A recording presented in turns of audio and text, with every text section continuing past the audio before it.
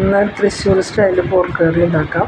അപ്പോൾ അതിനൊരു പോർക്ക് അകത്തിറച്ചിയാണ് അധികം കിട്ടിയിട്ടുള്ളത്. അത് നമുക്ക് കുക്കറിലിടാം. 1 ടേബിൾ സ്പൂൺ ഇഞ്ചി ഇട്ട് കൊടുക്കുക. ഒരു കുടം വെളുത്തുള്ളി അരിഞ്ഞിട്ട് കൊടുത്തിട്ടുണ്ട്. പിന്നെ ഒരു 5 പച്ചമുളക് അരിഞ്ഞിട്ടുണ്ട്. ഒരു 10-35 ചുവന്നുള്ളി അരിഞ്ഞിട്ട് കൊടുത്തിട്ടുണ്ട്. മഞ്ഞൾപ്പൊടി 1 ടേബിൾ സ്പൂൺ, കാശ്മീരി മുളക് പൊടി, മല്ലിപ്പൊടി, കുരുമുളക് പൊടി, പെരുംജീരകത്തിൻ്റെ പൊടി, അതുപോലെ ഗരം മസാല, പിന്നെ ആവശ്യത്തിന് ഉപ്പ്, വേപ്പില, 1 ടീസ്പൂണ് ചൊറുക്ക, ഇതൊക്കെ ഒഴിച്ചിട്ട് നന്നായി ഇളക്കി യോജിപ്പിച്ചതിന് ശേഷം വേവിക്കാൻ വെച്ചിട്ടുണ്ട്.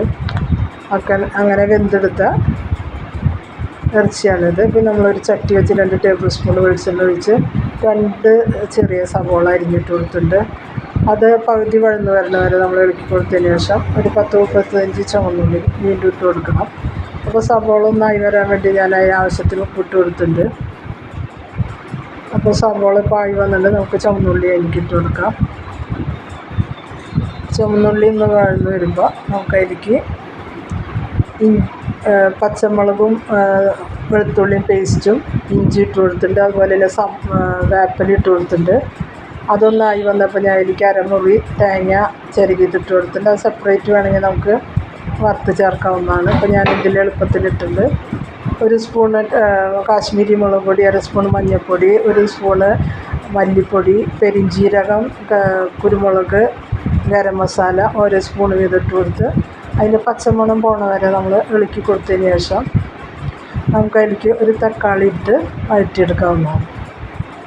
അപ്പോൾ അത് നന്നായി ഇളക്കി കൊടുത്ത് പച്ചമണം പോണ വരെ തന്നെ ഇളക്കി കൊടുക്കണം. അല്ലെങ്കിൽ കറിക്ക് അതിൻ്റെ ഇത് വ്യത്യാസം വരും, ടേസ്റ്റിൽ വ്യത്യാസം വരും. അപ്പോൾ അത് എപ്പോഴും നമ്മൾ ശ്രദ്ധിക്കണം. പൊടികളൊക്കെ നന്നായി പച്ചമണം പോണ വരെ ഇളക്കി കൊടുത്തതിന് ശേഷം തക്കാളി ഇട്ട് വഴറ്റിയതിന് ശേഷം തിളച്ച 1 ഗ്ലാസ് വെള്ളം ഞാൻ ഒഴിച്ച് കൊടുത്തിട്ടുണ്ട്. ഗ്രേവി ഒന്നാക്കിയെടുക്കാനാണ്. അപ്പോൾ ഇതിൽ നെയ്യൊക്കെ ഉള്ള കാരണം പിന്നെ നല്ല രസമായിട്ടുള്ള ഗ്രേവി ആയിട്ട് നമുക്ക് കിട്ടും. അപ്പോൾ ഇത് ഇളക്കി യോജിപ്പിച്ചതിന് ശേഷം ഒരു 10 മിനിറ്റ് അടച്ച് വെച്ച് നമ്മളതൊന്ന് ഗ്രേവി ഒന്ന് പിടിക്കാൻ വേണ്ടി വയ്ക്കുക. 10 മിനിറ്റ് വെച്ചാൽ മതി.